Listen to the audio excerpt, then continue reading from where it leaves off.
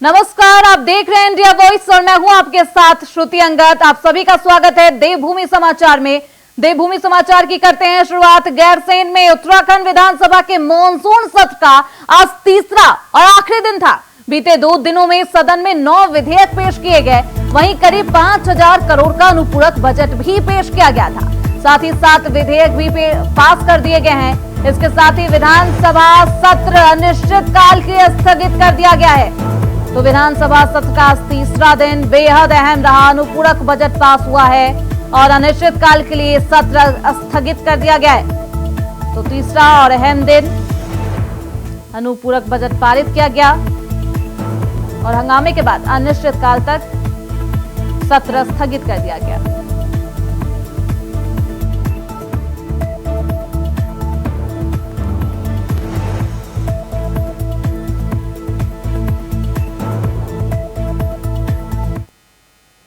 वही विधानसभा सत्र के तीसरे दिन अनुपूरक बजट और विधेयक पास कर सत्र को अनिश्चितकाल के लिए स्थगित कर दिया गया है। विपक्ष ने भी सरकार को घेरने की रणनीति बनाई। कांग्रेस विधायकों ने प्रदेश में आई आपदा से प्रभावित को उचित मुआवजा देने की मांग को लेकर विधानसभा के बाहर धरना प्रदर्शन किया। वहीं कांग्रेस के विधायकों ने इस सत्र का बहिष्कार कर दिया, जिसके बाद विधायक विधानसभा के बाहर पहुंचे और जमकर प्रदर्शन करते हुए नजर आए। सरकार के खिलाफ आवाज बुलंद करते हुए कांग्रेस के विधायक सदन के बाहर नजर आए। धामी सरकार के खिलाफ हल्ला बोल। तो आज मॉनसून सत्र का तीसरा और अंतिम दिन था।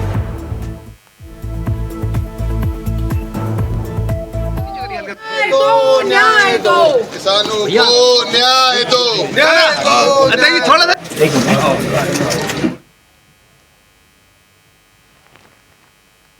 वहीं उत्तराखंड विधानसभा सत्र के दौरान उत्तराखंड सरकार ने विधायकों को विदेश में इलाज कराने की सुविधा देने का ऐलान कर दिया है, जिसके बाद कांग्रेस के प्रदेश प्रवक्ता दीपक ब्लूटिया ने इस सरकार पर सवाल उठाए। वहीं राज्य सरकार ने इस फैसले का स्वागत किया है। उत्तराखंड अल्पसंख्यक आयोग के उपाध्यक्ष मजहर नईम नवाब ने मुख्यमंत्री के इस निर्णय का समर्थन किया है। वहीं अल्पसंख्यक आयोग के उपाध्यक्ष ने कांग्रेस को जमकर कोसा। तो उत्तराखंड सरकार का ये बड़ा ऐलान, विधायकों को अब विदेश में इलाज की सुविधा मुहैया कराई जाएगी। फैसले पर कांग्रेस के विधायकों ने सरकार को घेरा है और अल्पसंख्यक आयोग ने इस फैसले का वहीं स्वागत करते हुए नजर आया। तो अल्पसंख्यक आयोग ने फैसले का स्वागत किया है।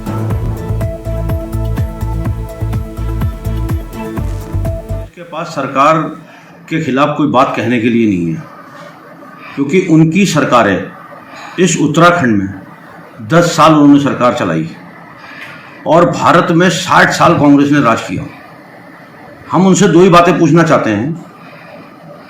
देश की आज़ादी के बाद वो हमारे स्वास्थ्य सुविधाओं पर जो प्रश्न चिन्ह लगा रहे हैं, उठा रहे हैं, जो माननीय मुख्यमंत्री जी ने अगर कोई विधायकों के इलाज के लिए कोई विदेश में जाने की आवश्यकता है, इलाज कराने की आवश्यकता है, उसके लिए वो बिल लाए हैं, तो उसमें विधायक तो कांग्रेस के भी हो सकते हैं, समाज किसी भी पार्टी के हो सकते हैं, लेकिन कांग्रेस के पास कोई मुद्दा नहीं है।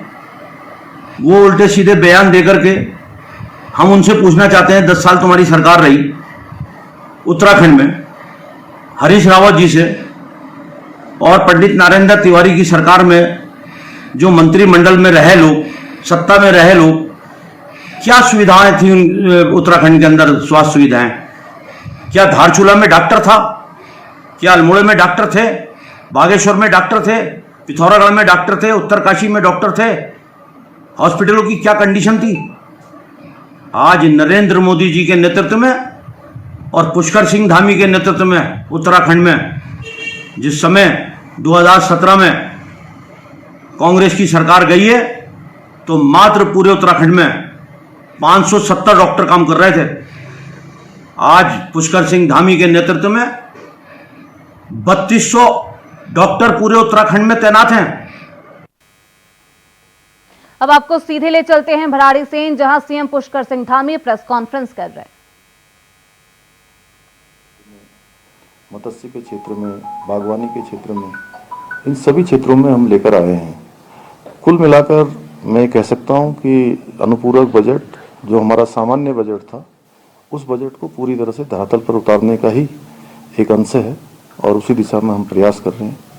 दंगाइयों पे नियंत्रण हो सके, इससे संबंधित एक विधेयक आया है, जो भी क्षति होगी उसकी भरपाई हो सके, इसको आप किस तरीके से देखते हैं? देखिए, राज्य के लिए चूंकि इस प्रकार का ये कानून बहुत अति आवश्यक था।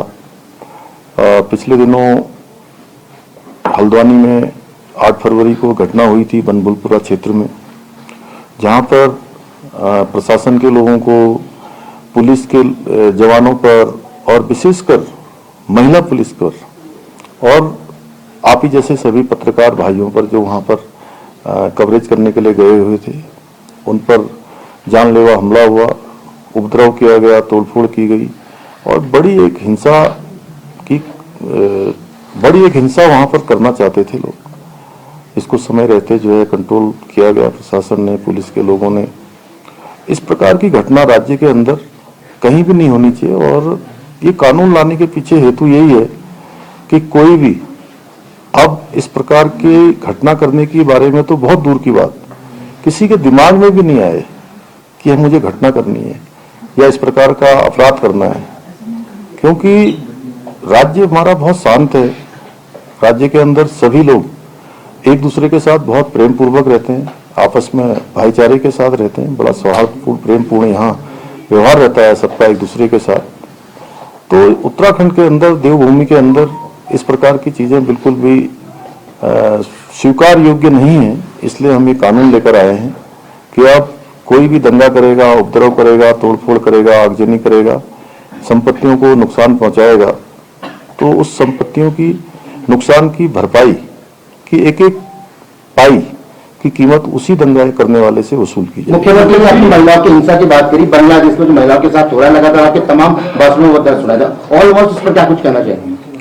नहीं, देखिए, देवभूमि के सभी लोग बांग्लादेश में महिलाओं के साथ जो इस प्रकार अत्याचार हो रहा है उसकी हम निंदा करते हैं और इसमें सब लोगों को आगे आकर इसका समर्थन करना चाहिए। और जो लोग सनातन की बात करते हैं, जैसे कल चूंकि हाउस की बात है, मैं आज हाउस में ही बोलना चाहता था, हाउस थोड़ा पहले चला गया, नहीं तो मैं वहीं बोलता। और देवभूमि उत्तराखंड का एक एक व्यक्ति इस हिंसा के खिलाफ है, चाहे कोई भी हो, चाहे हमारे वो काजी जी भी हों जो कल बोल रहे थे वहाँ सदन के अंदर। सीएम साहब, कल जो है खानपुर के विधायक उमेश कुमार, उन्होंने एक मामला उठाया था। उनका कहना था कि उत्तराखंड की सरकार को गिराने के लिए 500 करोड़ रुपए इकट्ठे किए गए थे। नहीं, देखिए, अब चूंकि उन्होंने सदन के अंदर बोला है तो निश्चित रूप से प्रोसीडिंग में भी आया है सदन की, और इस पर निश्चित रूप से हमारी एजेंसियां और आपने कोई निर्देश दिए एजेंसियों को? नहीं, अभी सदन के अंदर दिया है, माननीय विधानसभा के अंदर उन्होंने बोला है, तो जरूर मैं समझता हूं कि इसकी छानबीन होगी। आपने उनके पास ऐसे इनपुट है सर, क्या ऐसी कोई ताकतें हैं ऐसा करने की सोच रही है या ऐसा कर सकती हैं? अब सदन के अंदर कल आप सब लोगों ने सुना है। सर, एक सवाल ये है कि धामी जी सर, किस तरह से सर उसको लिए बाकी काम कर रही है राज्य सरकार? नहीं, देखिए, आपदा हमारी बहुत प्राथमिकता में है। आपने देखा होगा कि आपदा का कोई भी कहीं पर भी आपदा आई है तो सबसे पहले तो हमारे प्रशासन के लोग, आपदा प्रबंधन के लोग, एसडीआरएफ के लोग और एनडीआरएफ के लोग हमेशा मौके पर पहुंचे हैं और 24 घंटे हमारा तंत्र पूरी तरह से सक्रिय रहा है। इसलिए बड़ी बड़ी घटनाएं हुई हैं, उसके बाद भी जिस प्रकार से रेस्क्यू अभियान चलाया गया है, जिस प्रकार से आपदा में त्वरित रूप से कार्रवाई की गई है, लोगों ने भी उसकी सराहना की है और मैंने भी प्रयास किया है कि अधिकतम स्थानों पर मैं पहुंचूं। और मैं बताऊं कि अभी केदार घाटी में आपदा आई, मैं 2 बार वहां पहुंचा और दोनों बार वहां पर जाकर मैंने स्थलीय निरीक्षण भी किया, समीक्षा भी की और जो हमारे तीर्थयात्री श्रद्धालु फंसे हुए थे उनसे भी मिला। उसके बाद घनसाली क्षेत्र में खबरों बढ़ते आगे। कांग्रेस द्वारा ईडी कार्यालय के घेराव को लेकर अब बीजेपी कांग्रेस पर हमलावर है। बीजेपी प्रदेश प्रवक्ता नवीन ठाकुर ने कांग्रेस पर निशाना साधते हुए कहा है कि कांग्रेस का प्रदर्शन दोहरी मानसिकता को दर्शाता है। जब ईडी करप्शन के खिलाफ जांच करती है तो कांग्रेस नेताओं को परेशानी होती है और अब जिन मुद्दों में जांच की आवश्यकता नहीं है उसमें कांग्रेस नेता ईडी सीबीआई की जांच की मांग करते हैं। तो बीजेपी नेता ने कांग्रेस को घेरा है और ईडी के खिलाफ प्रदर्शन पर सवाल उठाए।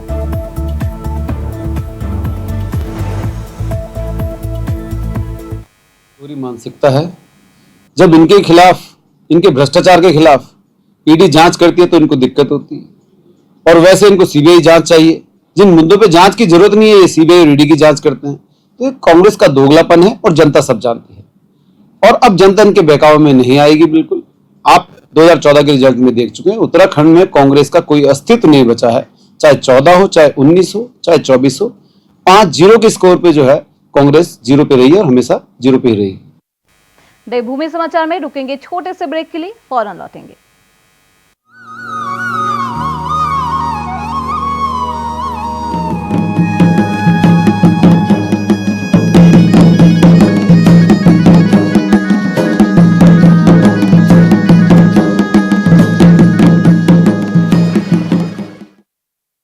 ब्रेक के बाद एक बार फिर से आप सभी का स्वागत है। देवभूमि समाचार में बढ़ते हैं आगे। उत्तराखंड बीजेपी 1 सितंबर से प्रदेश भर में सदस्यता अभियान शुरू करने जा रही है। आपको बता दें कि गैरसैंण में हुई बीजेपी विधानमंडल दल की बैठक में यह निर्णय लिया गया है। इसी को लेकर हमारे चैनल हेड अवनीश प्रेमी ने बीजेपी के प्रदेश अध्यक्ष महेंद्र भट्ट से खास बातचीत की है, सुनिए। चल रहे विधानसभा सत्र के दौरान विधायक मंडल दल की बैठक हुई है और मेरे साथ इस समय प्रदेश अध्यक्ष महेंद्र भट्ट जी। भट्ट जी, आपने उसमें भाग लिया है, किन विषयों पर चर्चा हुई? देखिए, संगठन महापर्व हमारा प्रारंभ हो चुका है। उसकी राष्ट्रीय कार्यशाला हो गई, प्रदेश कार्यशाला हो गई। प्रदेश कार्यशाला में विधायक गणों को भी रहना था, लेकिन सत्र होने के कारण उनकी उपस्थित नहीं हो पाई, तो तत्काल मेरा यहाँ पर आना हुआ और हमने सब विधायक चर्चा की है। हम सब लोग समझते हैं कि भाई सदस्यता के अभियान में जनप्रतिनिधि का बहुत बड़ा योगदान होता है। जिस क्षेत्र में कमजोर है उसकी उनकी जानकारी रहती है। हर विधानसभा का सदस्य हमारी बढ़े, उस लक्ष्य के साथ उनसे आज वार्ता हुई है। हमने उनके मंडल स्तर के कार्यक्रम भी तय किए, बूथ स्तर के कार्यक्रम तय किए और ये भी कहा है कि जिस क्षेत्र में, जिस समुदाय में, जिस परिवार तक हमारी पहुंच न हुई हो, हम उस व्यक्ति तक जाएं और सदस्यता कार्यक्रम आगे बढ़ाएं। 1 तारीख को देश के माननीय प्रधानमंत्री जी को हमारे राष्ट्रपति के सदस्य बनाएंगे।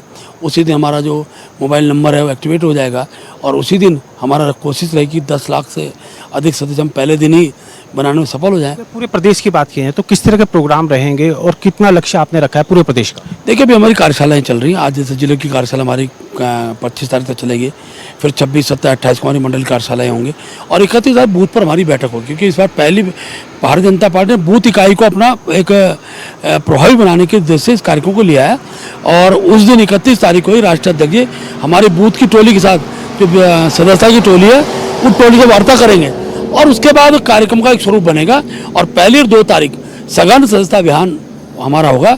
खासतौर पर विधायकों से हमने कहा कि जो बूथ हम जीत नहीं पाए, उन बूथों को जीतने योग्य बनाने के लिए हम सदस्यता कार्यक्रम को बढ़ाएंगे। हमारा सदस्य कल का हमारा कार्यकर्ता बनेगा। इस भाव के साथ हम अपने अभियान को आगे बढ़ाएंगे। जिला प्रभारी बनाए जाएंगे, कब से स्तर पर कार्यक्रम होगा? देखिए, हमारे जिले के प्रभारी बन चुके हैं, उनकी बैठक प्रदेश स्तर पर हो चुकी हैं। आज हमारी जो जिले की बैठक में मंडलों के प्रभारी हमारे हमने सब बुलाए हैं, सदस्यता अभियान के प्रभारी बनाए। बूथ स्तर पर भी हमने अपने विधायक, जनप्रतिनिधि, जो जिसका जो बूथ है उस बूथ पर प्रत्यक्ष रूप से उनका 31 तारीख बैठना होगा और इस रचना पूरी एक व्यवस्थित रूप से बनाते हुए, क्योंकि प्रमाणिक सदस्यता होती है, जब ऑनलाइन होगी, OTP आएगा, उसका सदस्यता क्रमांक आएगा, तो स्वाभाविक रूप से मैं कह सकता हूँ हमारे पे एक तथ्यात्मक प्रमाणिक जानकारी की स्वेच्छा से व्यक्ति अपने मोबाइल से पार्टी की सदस्यता ग्रहण करेगा। हमने उसके लिए प्रोत्साहित करना है, वातावरण तैयार करना है और मैं कह सकता हूँ हो सकता है कि जब प्रधानमंत्री जिस दिन देश बीजेपी की सदस्यता ग्रहण करें, देश के अंदर भाजपा की सदस्यता ग्रहण करने वालों का एक बहुत बड़ा जो पक्ष लोग हैं बड़ी संख्या में जुड़ेंगे, ऐसा हमको पूरी उम्मीद है। पर जी, एक सवाल है कि ग्रीष्मकालीन राजधानी की बात करें, आपकी सरकार ने घोषित की थी, लेकिन हमने भी कल यहाँ बात की थी, काफ़ी लोगों का कहना ये है कि कम से कम जिला बनाया जाना चाहिए गैरसैंण को, ताकि मूलभूत सुविधाएं मिले, कमिश्नर ही बैठे। देखिए, विषय लंबे समय से है और मैं भी इस बात को मानता हूँ कि राजधानी क्षेत्र बिना जिले के संभव ही नहीं होते। मुख्यमंत्री जिस समय विचार कर रहे हैं, ढांचागत व्यवस्थाएं सुधारने की आवश्यकता है, सीमित संसाधन है, छोटा राज्य है, तो जिलों के बारे में निर्णय करते हुए खास प्रकार की परिस्थितियों को ध्यान में रखना पड़ता है।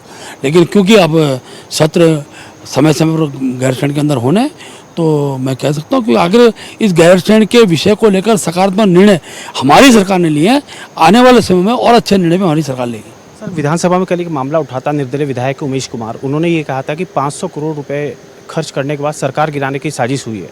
संगठन कैसे ले रहा है इसको? देखिए, तथ्यात्मक रूप से मैं नहीं मानता हूँ कि जनता द्वारा चुनी हुई सरकार किसी के अंदर इतनी नैतिक हिम्मत होगी इस प्रकार के षड्यंत्र यहाँ करे और ये देवभूमि में षड्यंत्रों का स्थान यहाँ षड्यंत्रकारियों का स्थान मिलता भी नहीं है। पिछले बहुत षड्यंत्रकारी जेल की सलाखों के अंदर भी गए हैं। तो मैं कह सकता हूँ कि इस प्रकार के बयान कोई तथ्यात्मक विषय होगा तो सरकार उसको संज्ञान लेगी। विधानसभा में मामला आया है, संगठन की बैठक में आपके हुए विधायक, वहाँ उस पर कोई चर्चा हुई? नहीं, उसमें कोई चर्चा नहीं, कोई विषय तथ्यों से परे था, हम उसको स्वीकार नहीं कर। 47 विधायकों का हमारा सदन है, ये कांग्रेस के टूट का सदन, हम तो कभी विघटित भी नहीं हुए ऐसे दल के कार्यकर्ता हैं।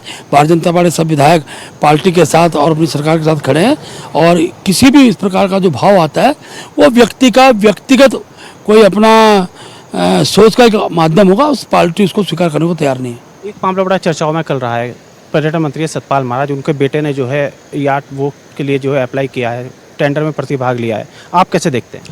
देखिए, भारत के संविधान में किसी भी व्यक्ति को, जो नागरिक हो, उसको किसी भी टेंडर में आने से रोका नहीं जा सकता। महत्वपूर्ण है कि टेंडर की प्रक्रिया एक प्रकार से स्वच्छ हो और उसमें किसी प्रकार की भ्रांति ना हो। दो प्रकार की चर्चाएं होती हैं। एक चर्चा ये होती है कि साहब उत्तराखंड के अंदर इन्वेस्टर जो हैं वो दूसरे राज्यों के बड़े उद्यमी आ रहे हैं, तो अपने राज्य के अंदर उद्यम क्षेत्र में प्रभाव रखते हैं, जो उस कैटेगरी को पूरा करते हैं, टेंडर प्रक्रिया को पूर्ण करने की स्थिति में होता है। ऐसे लोग आते हैं, विचार करना चाहिए। लेकिन ठीक है कि प्रक्रियात्मक दृष्टिकोण से उसमें ठीक प्रक्रिया अपनाई जानी चाहिए, और एक अच्छा मैं कह सकता हूँ कि इसके बाद टेंडर की प्रक्रिया होगी। माने सरकार जब विषय निकल कर आते हैं सब विषय को संज्ञान लेती है। जी, एक आखिरी सवाल, मंगलोर चुनाव आप आ रहे हैं, इसके साथ साथ बद्रीनाथ आप आ रहे हैं, आपका ही क्षेत्र था, अब केदारनाथ को लेकर क्या रणनीति? देखिए, भारतीय जनता पार्टी हर चुनाव को जीतने के लिए लड़ती है। हमारा प्रयास था कि बद्रीनाथ भी जीतें। मंगलोर में हमने बहुत अच्छा अपना स्थान बनाया है, जहाँ हम लोग कभी जीत की सीमा तक पहुँचने की स्थिति में नहीं होते थे। आज 400 से कुछ वोटों से हम रह पाए हैं। बद्रीनाथ की परिस्थितियाँ जरूर हमारे लिए एक प्रकार से चिंता का विषय है। ये भी ठीक है कि कांग्रेस की अपनी सीट थी और कांग्रेस अपनी सीट को बचाने में कामयाब रही है।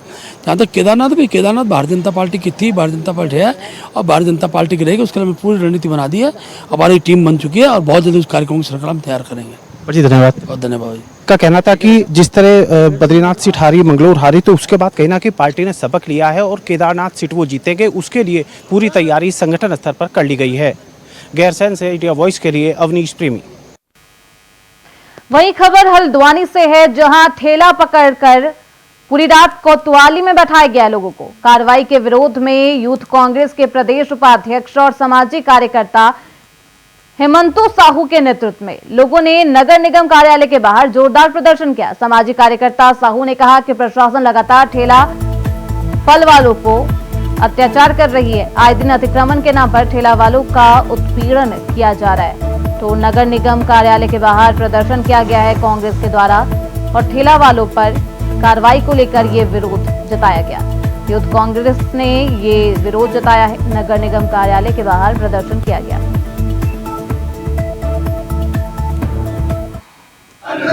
लगातार ठेला फल वालों के साथ अपराधियों जैसे बर्ताव और व्यवहार किया जा रहा है, जिसकी हम आलोचना कर रहे हैं, जिसके विरोध में हम लोग यहाँ पर प्रदर्शन कर रहे हैं। और हम मांग कर रहे हैं कि प्रशासन और पुलिस तानाशाही ठेला वालों के साथ हिटलरशाही गुंडागर्दी बंद करने का काम करे। जिस तरीके से 500 ठंडी सड़क से उठा के ठेला वालों को 20 घंटे कोतवाली में बंद करने का काम किया गया, वो बहुत दुर्भाग्यपूर्ण है। ठेले वालों को क्या कसूर था? उन्होंने कौन सा अपराध किया था कि उनको 20 घंटे तक कोतवाली में अपराधियों की तरह रखा गया? लगातार ठेले वालों के ऊपर ही अत्याचार होता है। बड़े लोगों के खिलाफ भी कभी कार्रवाई करके देखिए तो ये प्रशासन को पता चल जाएगा। प्रशासन के लोग घुटने टेक देते हैं बड़े लोगों के सामने, हमेशा गरीब लोगों को शोषण और उत्पीड़न करते हैं। और ये गरीब ठेला पर वाले अपनी रोजी रोटी कमाने के लिए कहाँ जाएंगे? अपने परिवार को कहाँ पालेंगे? ये प्रशासन को बताना होगा, वरना हम आर पार की लड़ाई लड़ेंगे। क्योंकि ठेला वालों के साथ जिस तरीके से अत्याचार किया जा रहा है वो बेहद दुर्भाग्यपूर्ण है, और इस अत्याचार को हम किसी भी कीमत में सहन नहीं करेंगे।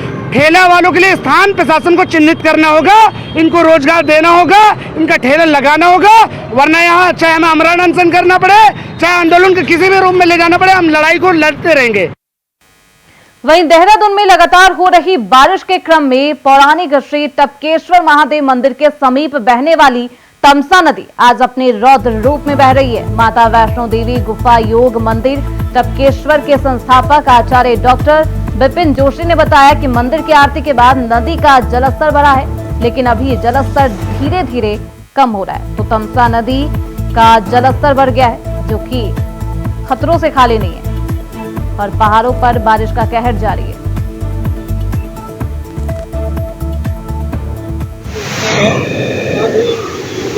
एकदम उठान में है।